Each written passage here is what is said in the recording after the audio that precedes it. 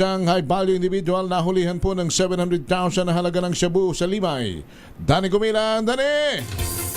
Arestado ng Limay Municipal Police Station Drug Enforcement Unit ang isang tinaguriang high-value individual, HBI, sa ikinasad drug bypass operation at nakumpiskan ito ng humigit kumulang sa 700,000 halaga ng droga sa Barangay Doli, Limay, Bataan, alas 9 kagabi. Kinilala ni Limay Chief of Police, Police Major Jimmy Albertisen, ang suspect na kanilang nasa kote sa alias Bon Jovi. 55 taong gulang mangisda na ikapitong beses ng pagkakahuli ngayon sa drug bypass at residente ng Barangay St. Francis, Limay, Bataan.